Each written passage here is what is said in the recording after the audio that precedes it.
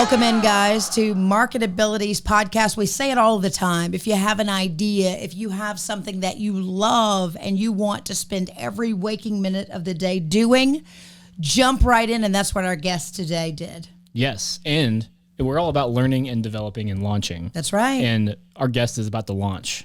Oh, which is a big deal. In a big way. Yeah. Everybody, we have the lifestyle historian, Julia Reinert, in the house. Thank you. I don't remember which one the applause was. Yeah. There it is. Do you hear that? Yeah, there was a little applause. Did you get that? She goes, no. I did. A little bit bigger. I'll help. There you go. There you go. You know, I love your setup. I love your stage there. It just makes me want to have tea with you or something. Well, I mean, like I said, we do have, tea all the time, every day, tea time around 3, 4 o'clock. It's very important. Nice. Very important. So what you're saying is you would like to essentially school everyone, right? You want to school them in the historic, the iconic, and the mundane in life. Yes. Is that the gist of it? Yes, pretty much anything, anyone has a story to tell. So that's what I've done most of my career. And that's what I want to do on a much deeper and bigger, broader level now. Okay. So, yeah. The question there's is 8 billion people why? In the world, right. So there it is. There's her why. Here she goes. All right, what's the why? What's the why? I think we can learn so much from each other. Our world is there's so much negative, and I want this to be a place that focuses on the positive. But it's beyond that. It's really about, like, why did we get to this point in terms of, all the things around you, both tangible and ideologies, where did they come from? And I've always been that person who we go anywhere, and my family will attest to this. I drag them all over the place, and I'm like, guys, look at that. Like, how old do you think that is? Or like, who made that? What was that person's story? And after the eye rolls and the sighs, I want to travel with her. Yeah. And then it's fascinating to learn about that. It is. And then to share that story in a way that's engaging and interactive and relevant. And people latch on to that. They really do. It's really, really cool to watch. So the lifestyle historian, right? So, but here's what I love. We were scrolling on your Instagram page, right? Mm-hmm. And it jumps right out at you. The saying, "Cat got your tongue." And it's like, okay, where did that come from? Right. Yeah. Where did that come from? Well, we actually don't know, because there are several stories. But the ones that I talk about in my post is that it was originally, there were English sailors who they would basically hold you to the fire, right? And they would, try to get you to tell stories or whatever. So, exactly. That's not what I was expecting. They would just there's some gruesome details to all of these stories, very Grimm's brother kind of mentality. Right. But yeah, there's just, everyone thought that it had something to do with witches, right? That it was something about witches cutting out your tongues so that you wouldn't share. I know. Listen, Julia, this is scary. This is going another direction. I didn't know we were going to start off so deep. No, let's bring it back real quick. So here's what I love to do on a Sunday afternoon. You find that antique store, right? You're coming home from whatever trip, and you stop in. And the moment you walk in, you don't know why you feel a certain way, but you start to see things. And maybe it takes you back to a time or a place or a person. And I feel that immensely. So that's why I connected to your idea just right off the bat. Where did this come from? What does it mean? How do you use it? Just because we're not using it modern day, it was so essential and so important, and it needs to be restored and remembered. Yeah, I it's interesting. So I just taken a trip with my fiance and her daughter, and we actually had this conversation of we see all these people, right? And it's all these people have a story. Mm-hmm. All these people have a history, and it's kind of mind blowing, right? Because there's 8 billion people, and so this is actually really fascinating to me that you're diving into this, because I think, especially in this day and age, we are very consumed with what's new, right? Like what's happening tomorrow, right. And then just totally dishing off the past. But the past has so many phenomenal lessons, which I feel like you're going to uncover and reveal. And I think that's actually going to be a big deal, because I think that a lot of people are actually interested in that. I mean, Stoicism has taken off, right? So I can't imagine what you're going to uncover and what you're going to teach about, because I think it's going to be fascinating. Julia, you're up. They say the 80s and 90s were really the heyday of antiques. Antique stores were doing so well during that time. That generation was very involved, very interested in antiques. And of course, there is a difference between antiques and vintage. There's a really huge difference.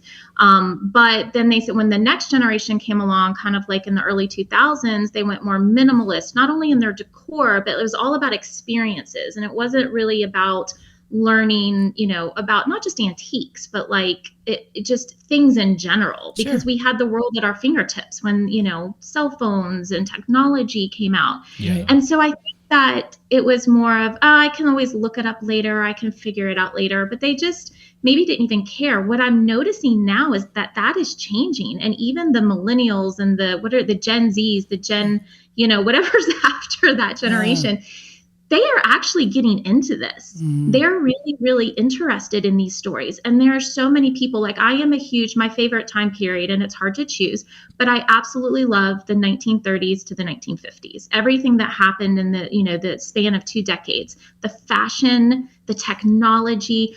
But that's where the lifestyle historian actually stemmed from, is that I love those little things like tall boys and perfume bottles and women sitting at vanity tables and dressed to go to the airport. I mean, it was just, there was a lifestyle of putting your best foot forward, and it was about quality. Things were made with quality. They didn't break down. And the beauty that is, behind it, the inspiration. So that's kind of where this originated. All of my friends know I'm extremely nostalgic, and I just love getting dressed up. I love having tea in real teacups. That's just, and it's not a front. That's who I am. That brings you joy. Yeah. And hey, girl, I'm right there with you. I absolutely love that. And if I could ever wear a hat with a little netting, and I'm all about it, girl. All about it. Princess Catherine, if you are listening to this, I would just love to say I'm in awe of everything that you've ever worn. Yes. But yeah, you don't have to be stuffy. You don't have to be, it doesn't have to be a formality. But there's still an elegance and a class, Certainly. Yeah. When you walk into a ballroom, which if you haven't, go into a ballroom with some history and look up, and the chandeliers. And I know those are things that you've tackled, and you've wanted to know more about. If the walls could talk. Right. Yes, absolutely. Absolutely. And that's what I do anywhere I go. I love to travel. I've told you, I drag my family everywhere, and we don't stay in like one place. I'm like, this is a big country. Wherever we are, we're going to see as much of it as we can. And I'm like, look at this old house we can go in, or look at this, not just museums, though I love those too. It's everywhere. And I'm like, hey guys, do you guys want to go to this old like mailing house, or like, and they're like, no. I would say yes. I would go with you. Yeah. That's right. I know. We're going to go learn about whatever this is. Yeah. That's it's just, you get this, like, you get goosebumps. You get this feeling of like, how many people have stood in this spot. Right. Yeah. I was about to say that actually, so my sister, she is an executive at a museum in St. Louis. And I've been in there several times, and there's something about the feeling of walking into history, especially historic items that have been around for however many years, like as many years as you can't really fathom, right? Because it's many lifetimes for a person. Right. And there's just exactly what you're talking about. Like, it's almost like chill, like bone chilling, but like not like in a scary way. It's like, whoa, you get the bumps on your arm, and you're like, wow, this is crazy how old this is, and how much, and what happened during that time period, and how this piece of art is even here today, you know, and it's mind blowing. Right. I went to the Wrigley. There's a Wrigley House. It's in Scottsdale or Phoenix. I was there on a work trip, and we looked up on this hill right next to the hotel, and I was like, what is that? And they said, that's the Wrigley Mansion. And I was like, I'm going. And my teammates are like, what? Why is this exciting? So I said, just follow me. We went up. They, of course, had, a great restaurant. But this place which is the Wrigley family, like Wrigley Gum, Wrigley Field, Chicago, it's a whole thing. And the art deco and the doorknobs, like just themselves were something that I wanted to steal and put in my pocket. Well, don't do that. Don't do that. I'm not going to say that I wasn't tempted. I'm not. But no, it was just incredible. And so, of course, there I am talking to like the manager of the whole place. And like, he's telling me the history of the people that lived there and owned it and who built it. Yeah.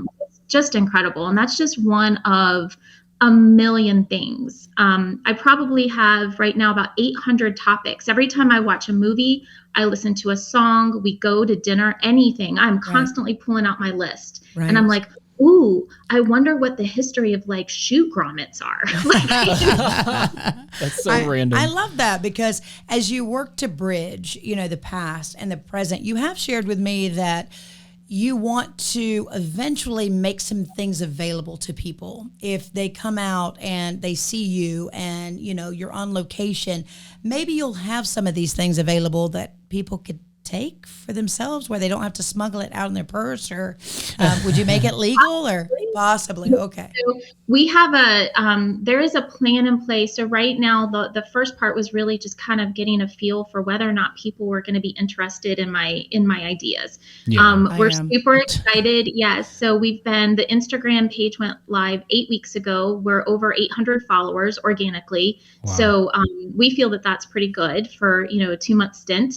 And the engagement is going up, because that's what I care about, is like, I love that people that I'm tagging are responding back and we're sharing information. Yeah. The website is supposed to launch in September, and we're just going to start slow. But ultimately, what we really want to do, it's more about services that we want to provide. Okay. It's about connections.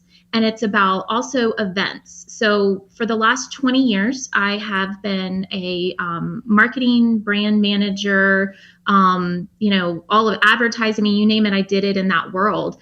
And a lot of that is telling stories. So that was kind of like for those companies. And that's where I got my background in my career.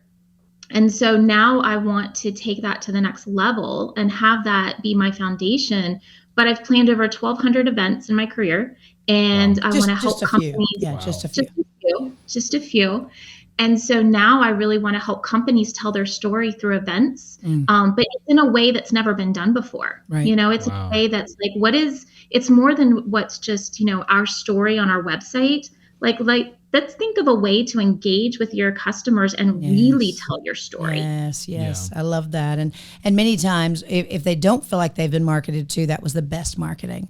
Absolutely. They got to feel something and experience something. So that's really cool. And I have watched you in your current role, and she's the type person that, for instance, a textiles company or whatever, she's going to go to the plant. She's going to go see how they make the textiles. And she that was such a great, it was great though, because all of a sudden I understood more about your client because you took me there. Right. And they're like, nobody has ever really cared that much about this particular loom. And I'm like, this is the coolest thing ever. They're like, you have to go home now, Julia. It's closed. You have to go home. But I do want to, one of the main services that I do want to offer is that I really want to highlight antique dealers, whether it's the small mom and pops or the larger ones, and just showcase what they have. And they do a great job of that, but I want to tell the story behind the pieces that they're selling, whether it's an armoire, maybe it's a sewing machine. I mean, whatever it is, I want to give that service of like, where did this come from? How was it invented? How has it evolved, in the last 50, 100 years? The vintage ice cream scoop. I'm sorry. Yeah, that looks a little like I do love that. It was so simple, but it made so much sense. And you have a picture there on your Instagram, so they have to go see it. Yes, my aunt gifted that to me. She gave it to me. She was like, I don't know if you want this. And here I am like, yes, please. Yes. So we have it. I use it. It's in my cabinet. And it was National Ice Cream Day. I couldn't think of a better way to do that. And that's it's all about perspective, right? So for Father's Day or Juneteenth, I could have very simply just put up a Happy Father's Day. Instead, where did Father's Day come from? Like, how long has it been around? That's such a good idea. What is the history of Juneteenth? What is the history? For 4th of July, it's not a simple Happy 4th. It's where in the world did fireworks come from? And how? So and why do we spend so much money on them? And why are they letting certain people use them? Yes. Yeah. Well, that's a whole different, that's a whole different. Absolutely. To find out that fireworks only came in the color orange. And then, through thousands of years, they've evolved into these amazing spectacular displays. Wow. Yeah. Holy crap. I've already learned something today. Yeah. Right? Well, I was kind of expecting, I was expecting her to school us on a couple things. Oh, yeah. I mean, she is the lifestyle historian, okay? Right. So that's what I want people when they get on. I want them to see me as a resource every time they see a new post or reel or story. Like, I get to learn something today. I wonder what she's going to talk about. Yeah. And because this is MarketAbilities, and we always want to encourage entrepreneurs and those people out there with an idea, do I go for it? Is it something that I can do but yet sustain myself, my lifestyle, that sort of thing? Where are you right now in that mental space of, okay, how do you start to, how do you do it all? How do you do it all? So currently I am proud to be the vice president of MB Public Relations, which is a full service PR, brand management, marketing, and social media firm here in Raleigh. And I love my job and I've loved doing these types of things for a long time. When I started this, I was like, you know what? I'm going to throw it out to the universe and I'm going to start it as a passion project. And if something happens, great. And if it doesn't, then at least I look back and I said, I tried. I went for it and I didn't sit on this idea. Right. So I've really been cultivating this for 7 years. Like I've been, every day I come home and I ask my husband, I'm like, what am I doing with my life? And he's like, I don't know, but please stop asking. Stop asking me. Stop asking me. And then, so where I am now is once the website is done and with the contacts that I'm making in the A&D world, because our firm focuses, now we do have clients in all sorts of industries, but a lot of our clients are in the art and design world. Yes. So I'm meeting these incredible people, designers, furniture manufacturers, and it's really just feeding this passion that I have to learn about everything. Yeah. So what I would love to do is really just kind of bring in clients for MBPR for if they need their story told or if they need help with PR. But then as far as the lifestyle historian goes, basically conquer the world. So I don't know if that's No, I love that. And together we're going to do it all. It's so funny because we met Julia and stay tuned to the spiel. Stay tuned to MarketAbilities because you'll be hearing more from her. You'll be hearing from some of the clients, some of those furniture manufacturers, some of the best really. And you work with some great people. We've featured those great people. Yeah. So stay tuned to the show and stay tuned to the podcast and of course to your Instagram channel because we're learning. Yeah. Yeah, we're learning a lot about history. Yeah. So are you shell shocked? You just like it's a lot to take in. You'll need a moment. It is. Yeah, it is. Yeah, but it's all good stuff though. Yeah. It's really out of my realm too. Like this isn't something that I pick up and learn about every day. So it's actually fascinating to me. I think it's why I'm so silent because I'm just like, I'm enjoying just listening to this because I feel like I need to absorb it. Well, good because she's thinking she may need her own podcast as well. Yeah, and we can do that. So we'll do a poll or something. Maybe we could see should the lifestyle historians have their own? I know. Should I go for it? Yeah. Absolutely. I think so. Yeah, more to come. Books. I don't know. We'll just see. Just excited. And it's really about, I want to connect people. I want to educate people more than anything. Because I'll be honest with you, I'm a jack of all trades, but a master of none. Oh, that's good. I keep learning myself, right? Every day. Yeah. So awesome. That's where we are. Well, we appreciate you logging on and learning and helping us learn, so we're learning about one another, which is always a good thing. Mm-hmm. And when people listening and watching can learn as well, we've achieved and conquered our goal for this particular podcast. So again, go ahead and invite everybody to find you. And I promise this is not the last that they will see or hear of you, even as far as we go. Oh, absolutely. So we've enjoyed it. Thank you so much. Yes. So you can definitely check me out at The Lifestyle Historian. So let me say that again, at The Lifestyle Historian. And please follow, comment, share. I would love to engage with you. Tell me your stories. I'll tell you mine. Awesome. Would love to learn from you as well. So what specific social platforms are you on? Instagram. Just Instagram. Just Instagram? Yeah. Okay, Yep. cool. Just Instagram so far. Okay. We wanted to test that out, but stay tuned. Facebook is coming, the website is coming, and you will get all of that information on the Lifestyle Historian Instagram page. Awesome. Perfect. Winning idea. Thank you, Julia. Yeah, thank you Thank so you much. both so very much. All right. Bye-bye. Bye. Bye.